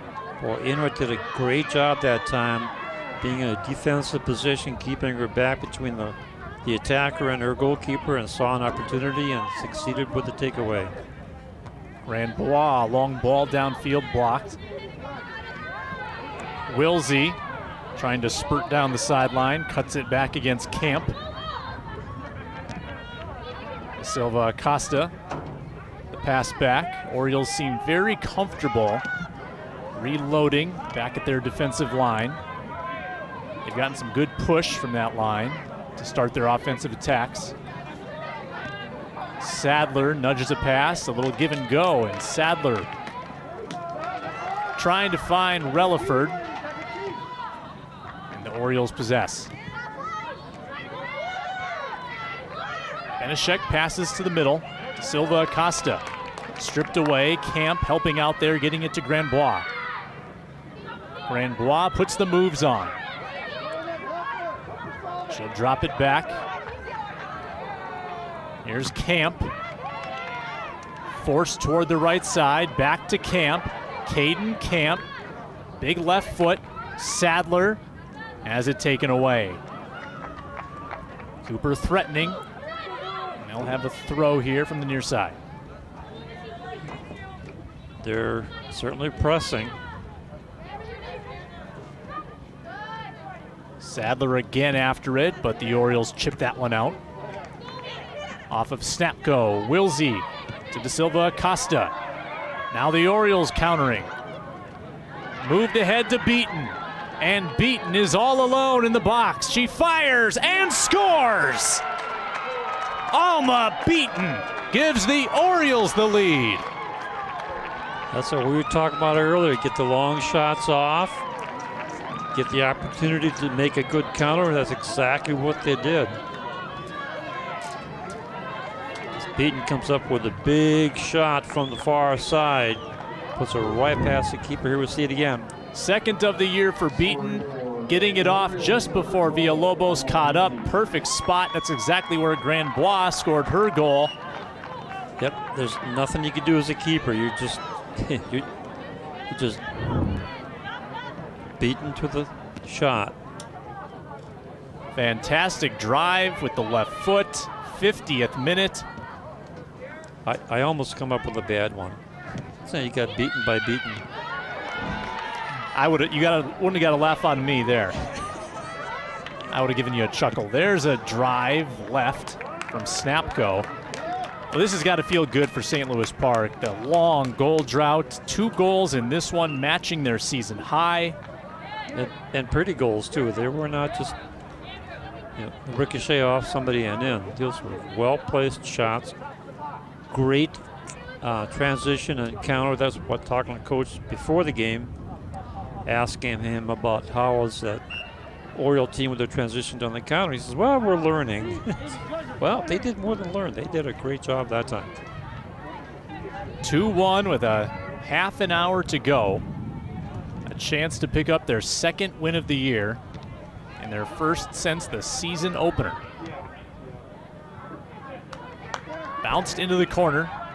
Relaford nearest to it. Can't catch up, and it's a goal kick.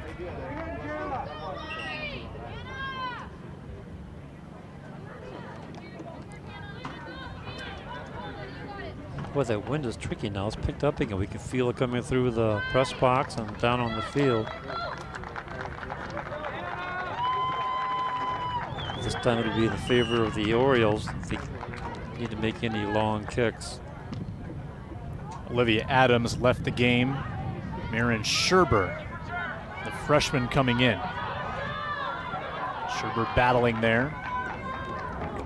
Villalobos as a throw-in.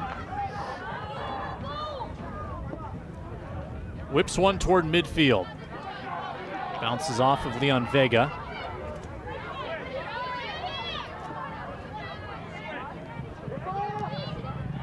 Fired into the corner. Foot race. And out of bounds. Weren't going to get there in time. Throw for Cooper. Sadler dropped back toward Faith Holmes. And the throw now goes to St. Louis Park. St. Louis Park, last year 7-6-1, good team, third place. They beat Cooper 2-0. Lost by 1 in the first round of the playoffs to Minneapolis Southwest. The Lobos with no choice but to sweep that one out. Another throw deep near the flag. So now all of a sudden Cooper having their difficulties getting the ball out of their end and getting their counter off track. Benishek bounds one into the box. Off the shins of a Hawk, and then right back in possession of Beaton, and a goal kick. Beaton is convinced it was a corner. They signaled goal kick, did they not? Initially, yeah. I think the referee overrode the linesman. Yep. So Beaton hustles to it, sends it back post. One-time shot wide. That was Creighton. By the way, that was only the second corner that the St. Louis Park Orioles have had the entire match. One in the first half and one that we just saw. Villalobos fires it off to the left. Grandbois holds it on the sideline. But you can see the Oriole players are really attacking the ball. Picked there by Dennison. Grandbois got to it. She is so decisive when she gets the ball on her foot. Grandbois careening down the left sideline, running past everybody. Still has the ball, now tries to get it over the end line for a corner. Should be a corner. And will they overrule this one? No, nope. The officials demonstrative saying nope, that's a goal kick, and that stands as the call. Saying that it did change direction when it was deflected. Disagreement there between Grandbois and the official. Yeah, well, I can tell you the outcome of that. Usually, and by usually I mean always, the call will remain. Yes, and you have to be careful of what you say to an official in the, well, almost any sport, especially soccer. Tempers get a little bit heated and you say something you don't really mean, and all of a sudden you got a card. Caden Camp coming on for Snapco. Camp, a goal-scoring threat. 25 minutes to go. Cooper trying to come back for a second time. They've already eliminated one deficit. All the way in on Romero. Creighton takes the pass near the logo. Wilsey in pursuit. Camp got there. The sideline kept in bounds by Benishek. Off of Mejia and out. Orioles with the throw-in.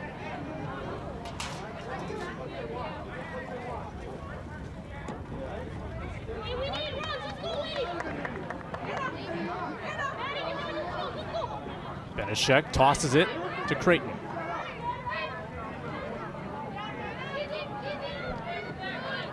Creighton again, off the back of Snapco. And Grandbois moves upfield. Grandbois, that's offside. Was about to say Relaford needed to get back on that line. And that goes back to the Orioles.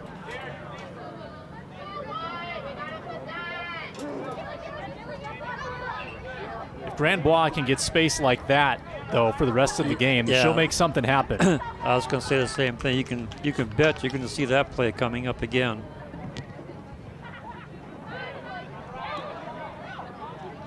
Beaton, who has the go-ahead goal in the second half. Creighton back to Beaton. Bargman now on the left side. Losing control there to Villalobos. And she just pokes it over the touchline for a throw-in for the Orioles.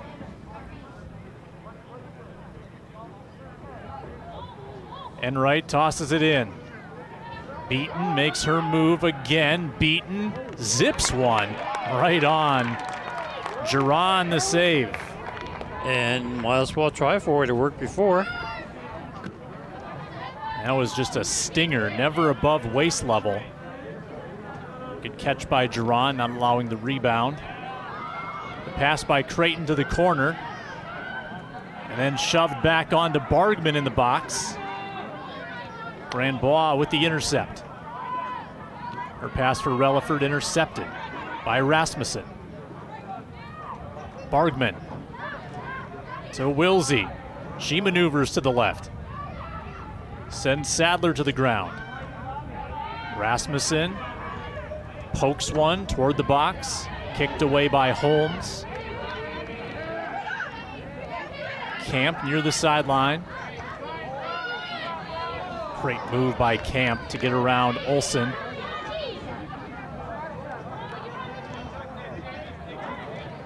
Now Creighton twisting and turning her way past Snapko. Then stops on a dime. Some great ball handling, and Beaton unleashes the shot. There is a rebound, but Giron will play it.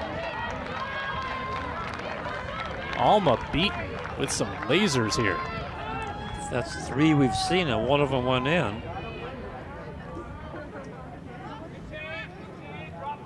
Grandbois once again. She's hard to contain and so patient too in times like this. She'll just get right by you if you give her any kind of inclination of where you're leaning. And Grandbois all the way toward the end line. Caught up there in the box for a moment. Relaford nearest to it. Can't get there in time. Good individual effort, but they were just outnumbered when they got into the box. Enright keeps it in and then passes it out. The Cooper throw in, and we have substitutes. 3 of them for Cooper. Snapko, Ella Camp, and Andrea Shevik. And there's the rebound off of Giron. Yep, no danger. Nobody was there in time. So good, clean save. Andrea Shevik, by the way, an 8th grader coming on here for Cooper, number 25.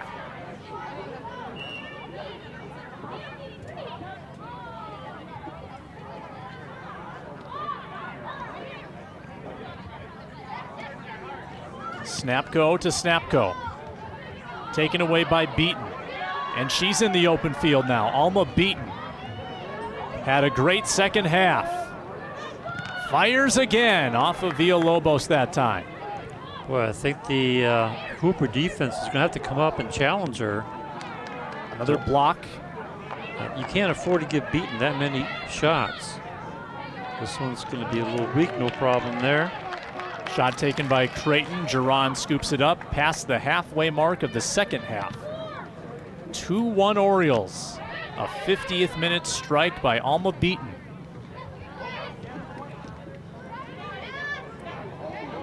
Sadler to Camp.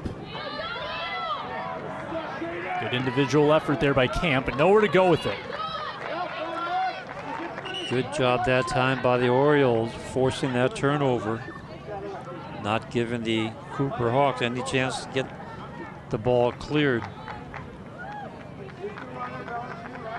Bargman leaving the game for the Orioles as they insert Paloma da Silva Acosta, the junior. Benishek's toss is taken by Grandbois. She has Ella Camp in front of her and Snapko to her left. Snapko pursues The ball out of bounds, nobody touched it. It's going to be an Orioles throw.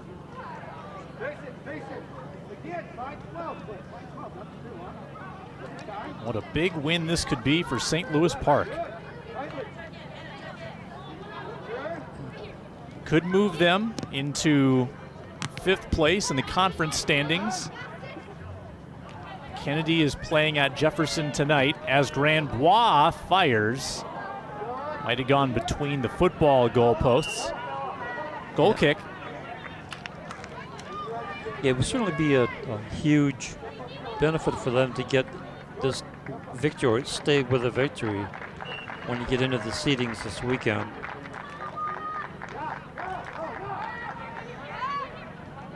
$17:42 remaining.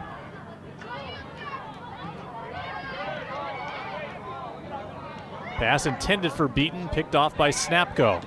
Grandbois stolen by Creighton. Rolled ahead to Beaton. Knocked down by Shevik. Snapko flies off of Enright. Moved on back for Rasmussen.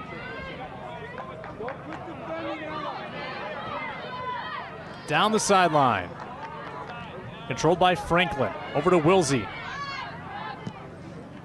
Looking to go through for Olsen. Olsen will get the touch first. Giron waiting patiently for it. Under 17 to go. Good play there by Olsen. Yeah, you can see they practiced that one quite a bit. Just not able to connect on that last pass. Benishek keeps it in. It's been really fun, Sig, to watch the speed on both of these teams. They both have players that can really fly. Yeah, that's what makes it exciting. Oh, great setup here, but offside. Offside. De Silva Acosta, and that will not count.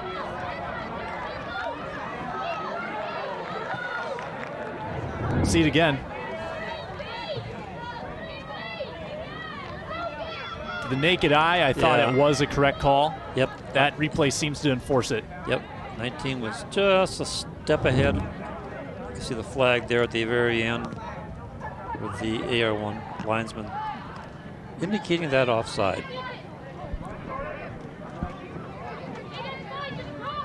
Cooper with a throw, and Cooper's got to get something going here. The Orioles have had the better second half.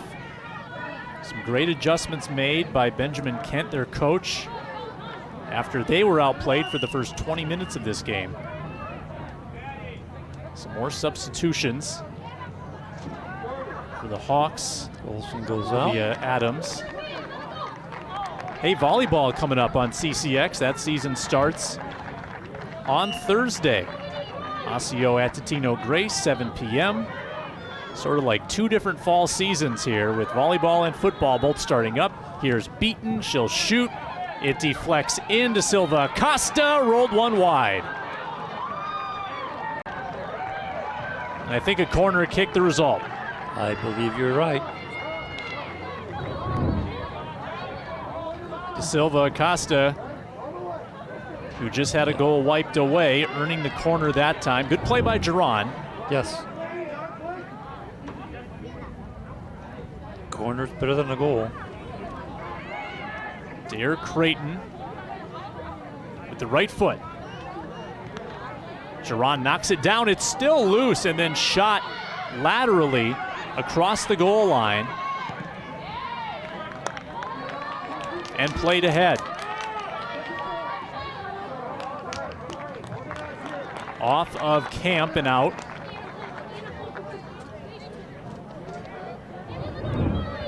It's that last corner again, coming in deep. Slap down, and then kick was just off target. Tough angle to score from there. Yes, it is. But there were a lot of white jerseys standing around that goal area. Under 14 minutes left. Creighton and Beaton, the St. Louis Park goals. Grandbois for Robbinsdale Cooper.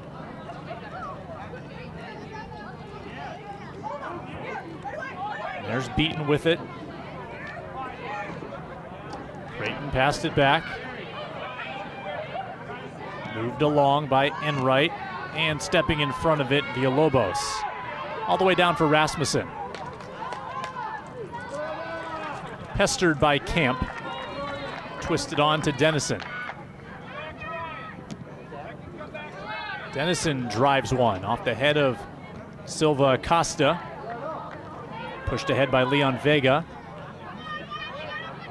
Villalobos had control, but the Orioles with possession back, leading by 1 into the 68th minute of play. The St. Louis Park doing a wonderful job of possessing the ball, controlling the momentum of the game. Snapco, the foul. Free kick inside of 50 yards. The freshman Vesna Dennison, and it will be 50 yards. In fact, exactly 50 yards. She's on the kickoff mark for high school football. There's her free kick, and that shot missing the net wide. Taken by Creighton.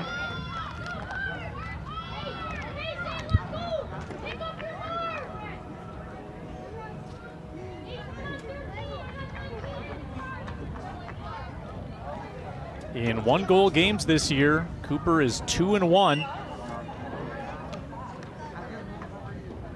And on the other side, Orioles are 1-3 in games decided by 1 goal. Trying to get a win here, beaten again in space. Boy, she's been so prolific at those takeaways and then moving the ball quickly upfield. Wilsey settles it down. Crosses, beaten, right around it. Had Franklin there. There's Leon Vega, just missed. Good setup. Beaton started it off. And the clock's still ticking down here on Cooper. We'll still have last opportunity. Had a pretty good angle set up, just didn't quite connect properly with the ball and ended up going to the other side of the far post. Still plenty of time. Snapped off, downfield. Cooper needs is to get Grandbois in open space, but Wilsey has it here. She shows some speed. Another good play by Wilsey. And Grandbois takes her pass, retreats, and now looks upfield. Grandbois with a bomb downfield for Relaford. Headed away by Dennison. Creighton poked it. Back to Enright here. Rasmussen maneuvers. Down the sideline. And here they come again. Another good chance. They got the numbers. Geron slides at it. That was an impressive foot save. Geron repelling the attack. Big time save. Thrown right back in. Great play by Geron. Beaten. Disconnected there by Sadler, but it remains with the Orioles and Benishek. She'll shoot. Short hopping and catching there is Geron. Let's see that kick save again on Franklin. This is a hard shot. She just comes out there and slides into it and kicks it out of there. Just looking over at Willie Markham's sheet. Looks like the Orioles have 12 shots taken in the second half, 7 on goal. Grand total for the game, 20 shots taken, 11 on goal. Does not look like an offensively challenged team to me. That was one of the storylines, that they weren't able to score goals. They've done nothing but generate chances here, and Relaford trying to generate a chance, but Rasmussen sweeps it away. 8:40 to go. Cooper seems to be tiring. Yeah, they've been running around chasing these forwards, and it's taking a toll. A collision there absorbed by Da Silva Costa. Now centers for Wilsey, who's got some space. Good save again by Geron. She shoots out and knocks it aside for a corner kick, keeping it 2-1.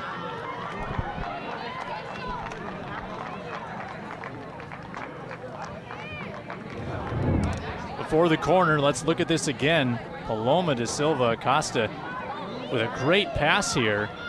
And Wilsey, only a freshman with a scrappy play, but Geron right there. Creighton in on the corner. All the way through. That's going to be another corner on the near side, I believe. Dennison doesn't seem, I think she knew that she wasn't able to keep it in bounds there. Okay, and okay. They'll overturn. I did see that the line judge seemed to signal that. There's some grumbling in the stands. At any rate, 7:15 to go. Good look there at Melinda Matthias. She is the AR1 for this match.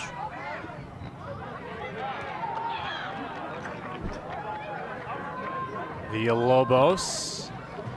And deflects hard off of an Oriole and out. 2-1 St. Louis Park.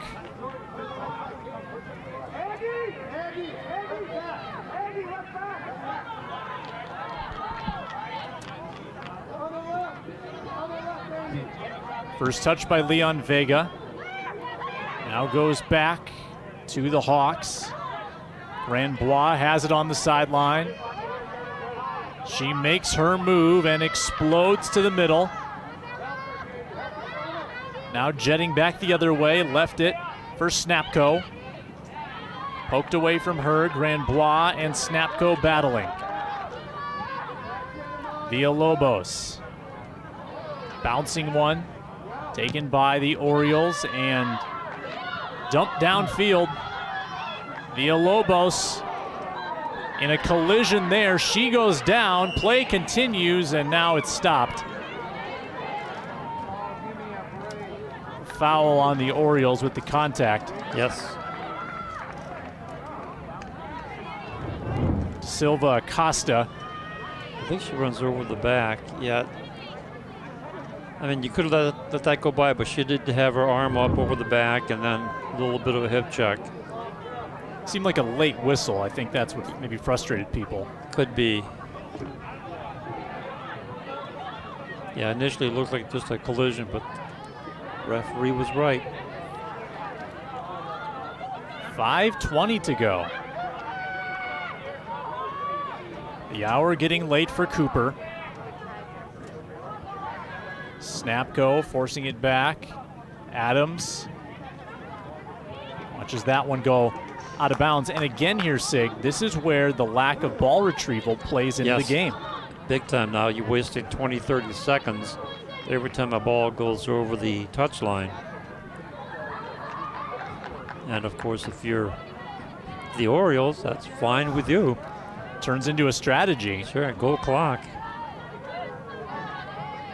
Sadler in a battle. Franklin falls down. Sadler takes it. Sadler past Enright, and Enright cuts her off. That's pumped out to midfield. Gathered in by Faith Holmes. Shevik with the pass, out of bounds. A substitute now coming in for the Orioles. Enright replaced by Kozlowski. The junior midfielder, Aaron Kozlowski, on for the final 4 minutes. The clock here in the stadium reads 4:05 after that stoppage, as Wilsey curling around Hawks, and her shot goes off of Villalobos. Corner kick.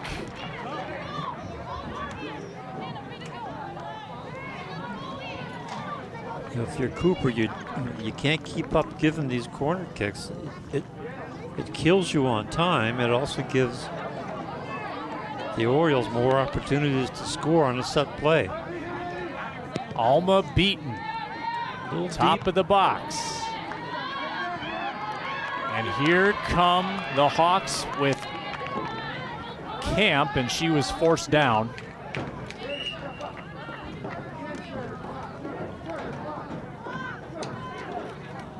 More substitutions.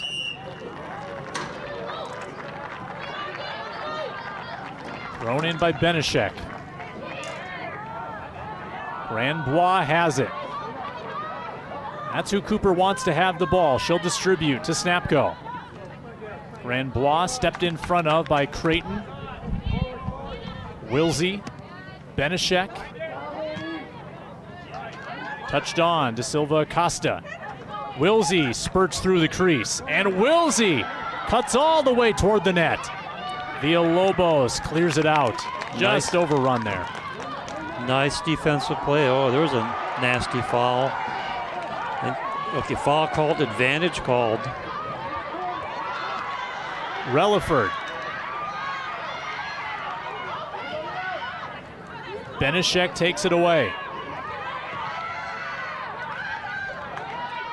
2:12 left.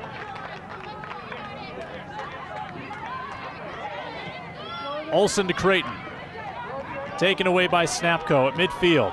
Grandbois needs to strike now. Under 2 minutes to play. There's a takedown by Grandbois. Beaten on the other end of it. This will kill some more time. The official trying to keep them separated here. And I was just going to say, this is when the referee needs to take charge to stop the clock. Clock is stopped at 1:41. Yeah, that's grabbed her arm and took her down. There's clearly a foul. I think the Orioles want a yellow, and that'd be a big yellow because that means Grandbois has to leave the field. Right. I don't think that's going to happen. Play resumes. All the way down by Shevik. She'll deposit one out of bounds. 90 seconds to go. Wow, why would you do that? She is an 8th grader. Not as much experience.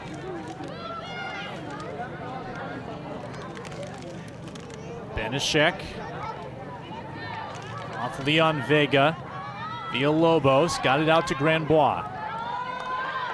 Needs to cover a lot of ground here. Sadler with 1 minute, 2 seconds left. Down the sideline, just missed Caden Camp. Oh, just when you don't need a turnover, you get one, and it's going to be a big one. We stop the clock. 54 seconds to go. Yep, I like the call by the referee. They're making substitutions to kill the clock, then the referee can stop the clock. 54 seconds as they throw it in. Now the clock continues. It'll be a Cooper throw, and they've got Coach Wetherill here chasing the ball down. 43 seconds left. Hesitation here by Snapko. They can't afford to turn it over. Relaford along the sideline. And the foul on Cooper with 30 seconds left, and that might be about it. Yeah, that may be the dagger right there. Benishek, and now they'll play keep away. Only Relaford applying pressure. 12 seconds to go. Camp got it to Relaford, and a foul with 5. One kick to tie the game. High drama. It'll be Grandbois, naturally. Get the strongest leg you have out there to take this free kick. Trying for a buzzer beater to tie this game. Obviously time to get a deflection as well. or could send it over to the right side and hope for another play. Save by Romero to end it. And the Orioles take it 2-1. Wow, great game on both sides. Very exciting. Congratulations to the Orioles finally getting what that needed. A big victory, and they are celebrating. Snapping an 8-game winless stretch. Their second of the year. They're 2-6-1 with momentum going into the Chanhassen finale. Cooper takes on Kennedy on the road. Their record now sits at 3-6-1. They're 0-3-1 in their last 4.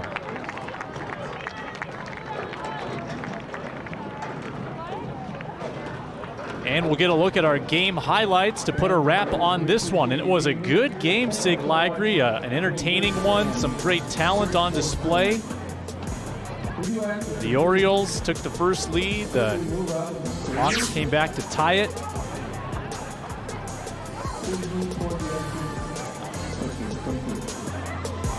And a blast to bring it to you. Sig, thanks a lot. It was a lot of fun. Good game.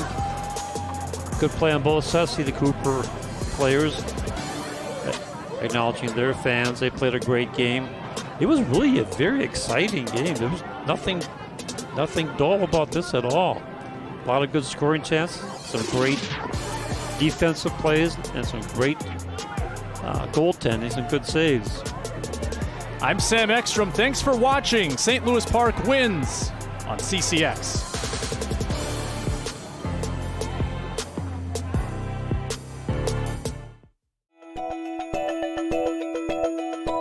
CCX Media. We are your connected community experience.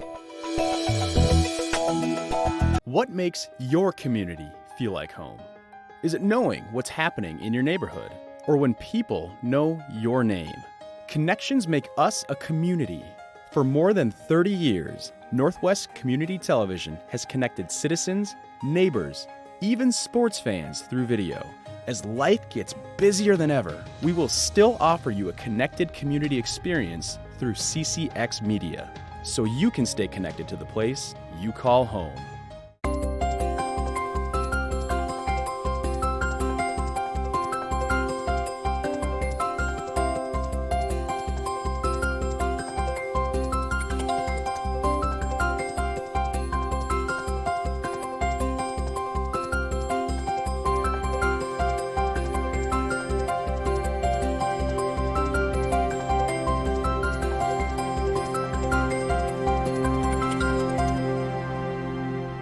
Let me ask you a question.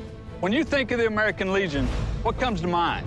Is it our volunteer programs that let wounded veterans know they're not forgotten? I'm here to make sure our heroes know their sacrifice is not forgotten. I am the American Legion. For nearly 100 years, the American Legion has been our nation's leading advocate for veterans and their families. I am the American Legion. This is today's American Legion.